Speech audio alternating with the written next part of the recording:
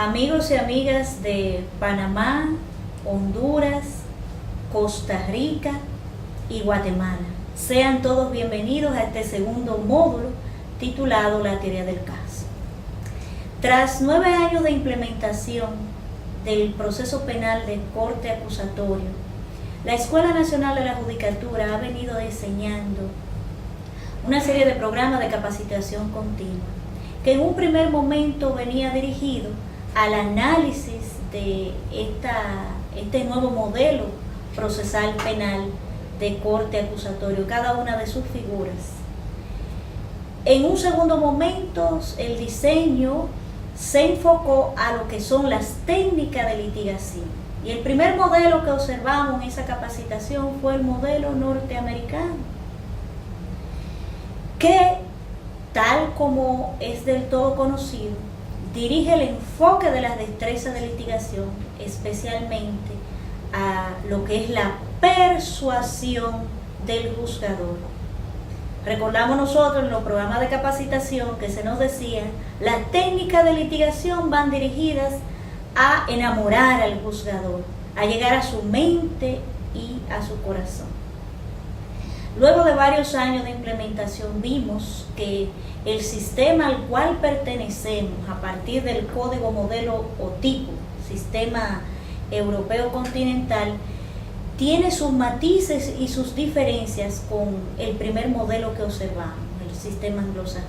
Y es que mientras el primer sistema, el continental, lo que busca a través de la destreza de litigación es llevar al juzgador conocimiento de calidad a través de la aquilatación de cuál de las hipótesis presentadas ante el juzgador es la más creíble, la más coherente, la de mayor calidad.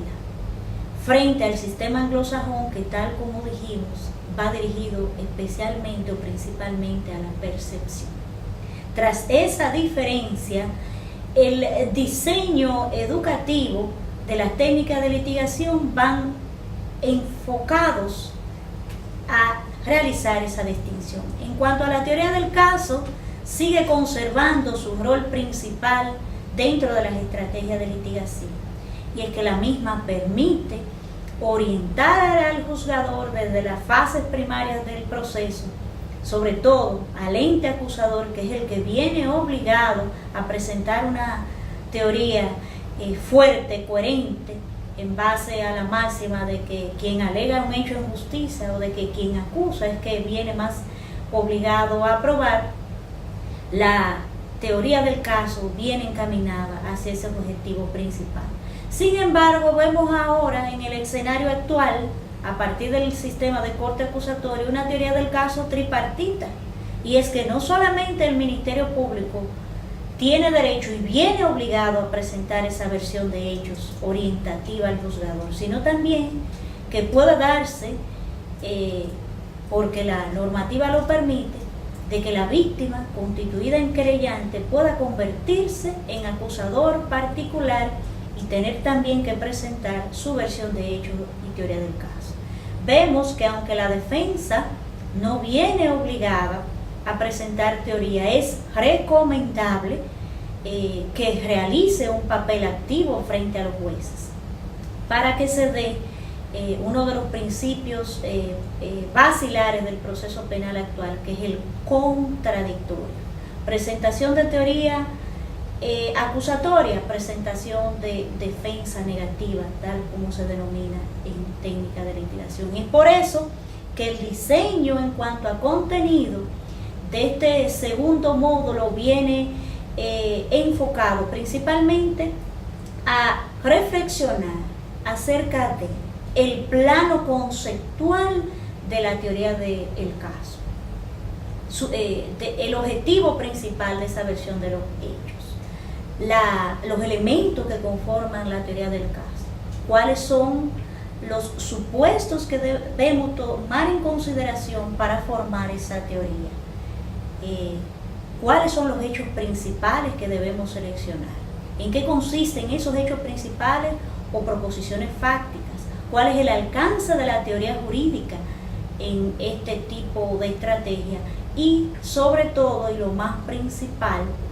la selección de los medios de pruebas idóneos al caso, los cuales, en base al principio que rige a nivel latinoamericano de libertad probatoria, puede ser desde prueba directa, testimonios, peritajes, peritos, obviamente, hasta prueba circunstancial e indiciaria, que es una gran cantidad de modalidades probatorias. Todas estas pruebas que pueden aparecer en un caso concreto, sabemos todos que no todas necesariamente resultan pertinentes, relevantes al caso.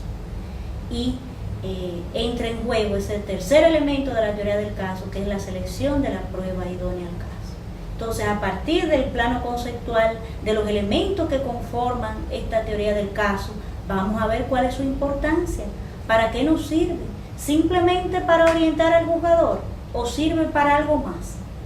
Vemos y veremos en este segundo módulo que la teoría del caso sirve para incluso organizar los hechos que vamos a presentar ante el juzgado. No todos los hechos son presentados de la misma manera. Algunos litigantes entenderán que los hechos deben ser presentados de forma cronológica, otros entenderán que tales hechos han de ser presentados de forma temática, etcétera, etcétera. La cuestión es una decisión estratégica. Pero este tema nos va a llevar a que no solamente es necesaria la teoría del caso para organizar la forma en que esos hechos van a ser reconstruidos frente al juez, sino también para tomar decisiones estratégicas, incluso estipulaciones, verificar cuáles medios de pruebas resultan sobreabundantes, cuáles medios de prueba pueden ser estipulados, que es cuando las partes dicen lo damos por leído, lo damos por vistos, sean estos medios de prueba objetos o documentos. A partir de ahí veremos en cómo evoluciona la teoría del caso, cuáles son las etapas del proceso en las que es necesario y recomendable presentar una teoría y cómo el juez pondera todo ese tipo de situaciones a lo largo del proceso. Tenemos en común las tres etapas del proceso, que es la investigativa preparatoria, la audiencia preliminar, el juicio oral. En estos tres escenarios, como vamos a compartir, es necesaria la presentación de la teoría del caso. ¿Cómo vamos a lograr tener un mayor acercamiento o comprensión de esta importante estrategia? A partir de las actividades que hemos diseñado al efecto. En un primer momento hemos colgado dos foros.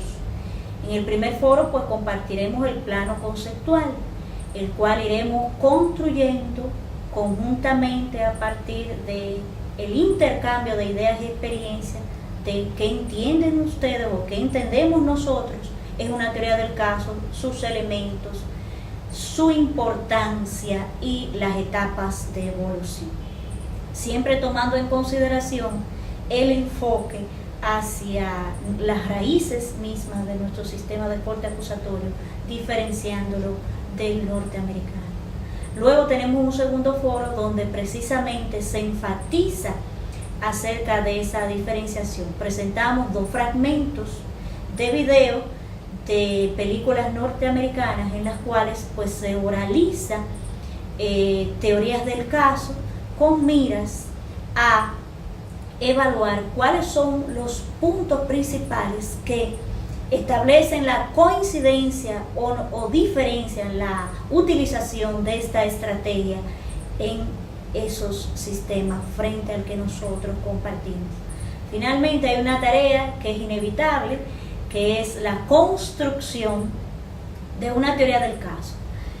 Colgamos en el campo los hechos de un caso, que en este caso es de estafa, estafa que será estructurada desde el punto de vista jurídico a partir de los códigos penales de cada país, y Luego del análisis de los hechos del caso, se pretende que seleccionen los hechos principales y a partir de ahí verificar cómo esos hechos encajan en cada uno de los elementos constitutivos de la teoría jurídica, que es parte de esa versión de hechos. Finalmente, cómo del relato de hechos que presentamos se seleccionan las pruebas idóneas, que pueden ser desde las testimoniales hasta las documentales, a los fines de satisfacer cada uno de los elementos de esa teoría.